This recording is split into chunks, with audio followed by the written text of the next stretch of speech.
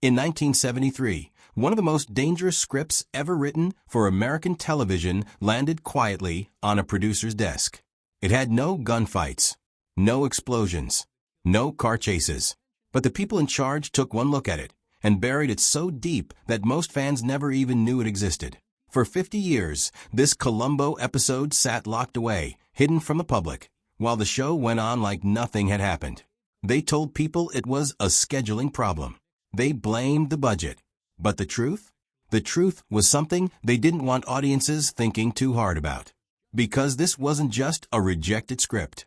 This was a story so psychologically disturbing, so morally twisted, that Hollywood decided the American public simply wasn't ready for it. Today, we're pulling back the curtain on everything they tried to hide. To understand why this episode scared so many powerful people, you first have to understand what made Columbo so different from everything else on television at the time. When the show first premiered on September 15, 1971, nobody really expected it to work. Network executives at NBC were already nervous. Television had rules back then. The hero had to show up within the first few minutes, or viewers would change the channel. But Columbo broke that rule completely. The show made audiences wait nearly 30 minutes before the rumpled detective even walked through the door. Executives called it the longest stage wait in television history. They thought it would kill the show before it even started. They were wrong. What made Columbo genius wasn't just the delay. It was the entire structure of the show. Most crime dramas kept the killer a secret until the very end. That was the formula. That was what audiences expected. But Columbo did something nobody had ever tried before on this scale. They showed you the killer in the very first scene. You watched the murder happen. You saw every careful step of the plan. And then, for the next hour and a half, you sat on the edge of your seat watching a quiet, awkward man in a wrinkled raincoat slowly pull that perfect plan apart. The tension didn't come from wondering who did it. It came from watching how this seemingly harmless detective would corner someone who thought they were completely untouchable. That was the hook. That was the genius. And it worked better than anyone imagined. Peter Falk brought something to the role that no other actor could have given it. He wasn't just performing. He was building a psychological trap in real time. He would improvise lines mid-scene, wander off topic, pull out a shopping list instead of his badge, or suddenly ask to borrow a pencil for absolutely no reason. The actors playing the killers weren't told about these tricks. So their irritation, their nervousness, their barely hidden panic, all of it was completely real. Falk turned acting into a weapon. And that raincoat, the one thing everybody remembers, he bought it himself for $15 during a rainstorm in New York. He wore it on set and simply never gave it back. It wasn't wardrobe. It wasn't a costume decision. It was just Columbo. And beneath all the clever writing and brilliant performance, there was something deeper that made millions of people fall in love with this show. It was about class. Columbo drove a beat-up, falling-apart car. He smoked cheap cigars. He wore the same wrinkled coat every single day and talked constantly about his wife, as if she were the most important person on earth. And the people he investigated? Surgeons, CEOs, generals, famous artists, people who had spent their whole lives believing that wealth and status made them invisible to justice. Columbo never treated them like they were special. In fact, he made them deeply uncomfortable with his casual questions and his habit of pretending not to understand things he understood perfectly. The show told audiences every week that no one is above the law, and people loved hearing that. Now here is where the story takes a dark turn. In the summer of 1973, a director named Brian De Palma decided he wanted to write a Columbo episode.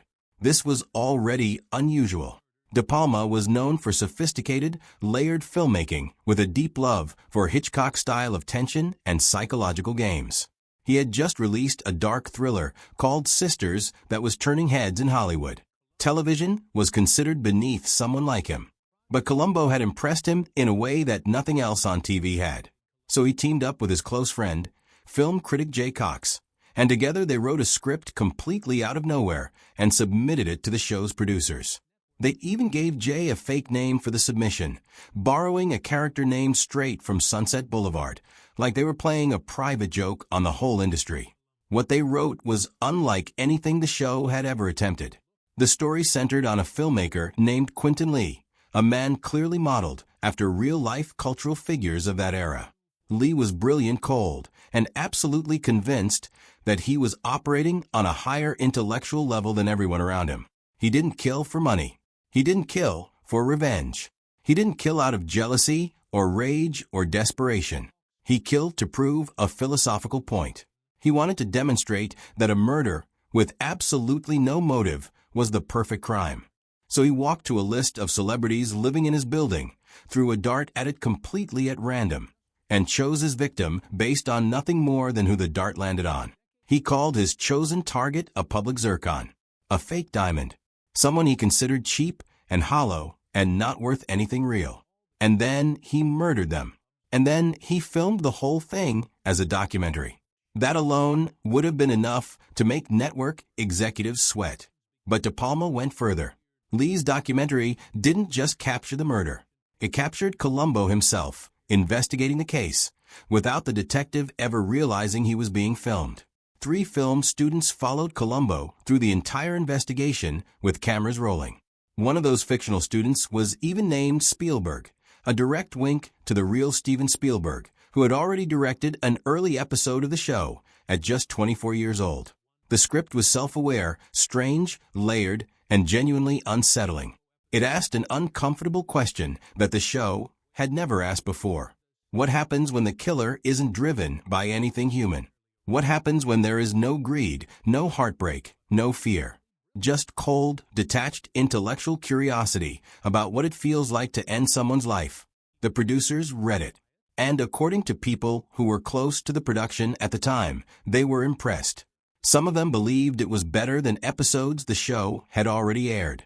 But they couldn't use it. Part of the problem was practical. The show was running behind schedule. A writer's strike had put enormous pressure on the production team, and they needed scripts that were fast and straightforward to film. De Palma's script was complicated. It required visual tricks, layered storytelling, and a level of production that they simply didn't have time or money to pull off that season. Another script submitted during the same strike, a simpler story about a killer who used subliminal images hidden in films, was chosen instead because it was much easier to manage. But the practical problems weren't the only reason the script was buried. There was a deeper issue that nobody wanted to say out loud. Columbo had a formula, a reliable, comforting formula that audiences trusted and came back to every single week. The killer always had a reason. Money, power, jealousy, survival. Something that made human sense.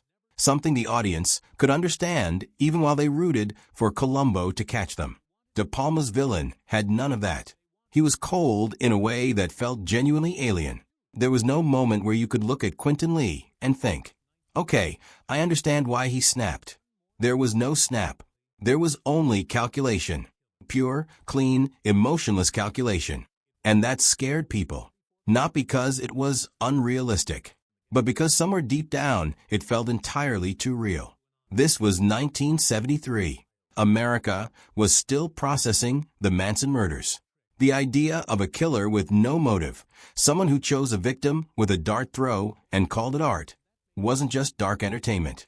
It touched something raw and unresolved in the national mood. The producers probably felt that bringing that kind of story into America's living rooms on a comfortable Sunday evening would cross a line that audiences weren't ready to cross. Columbo was supposed to be reassuring. It was supposed to remind you that no matter how clever the criminal, justice always found its way. De Palma's script complicated that reassurance. It introduced a kind of evil that didn't respond to logic, didn't leave clean clues, and didn't seem to care whether it was caught at all. So the episode was quietly shelved. No announcement, no explanation, just gone. And life went on. The show continued with its familiar pattern of clever murders and clever solutions. But traces of what De Palma had written didn't completely disappear.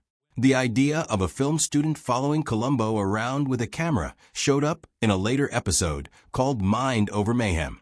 That episode even included a character named Steven Spielberg, spelled just slightly differently, a clear nod to what De Palma had originally put on paper. The ghost of the buried script was still there if you knew where to look. Columbo ran for years after that, through highs and some very strange lows.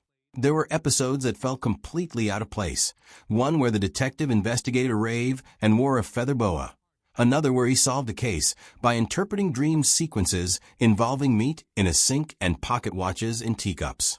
There were moments of genuine brilliance and moments where it felt like nobody really knew what the show was anymore. But through all of it, the Barry De Palma episode remained the great what if, the one that got away, the one they decided the world wasn't ready for. And here is the haunting part. They may have been right. When you sit with the concept of Quentin Lee, when you really think about a killer who chose a victim with a dart throw and filmed the whole thing as an artistic experiment, it doesn't feel like a TV villain from 1973. It feels disturbingly modern. It feels like something ripped from a true crime podcast or a streaming series made decades later. De Palma was ahead of his time in a way that made the people around him deeply uncomfortable. He saw something about human nature that the entertainment industry wasn't ready to package and sell to families eating dinner on Sunday nights. Peter Falk himself never publicly discussed the rejected script in detail.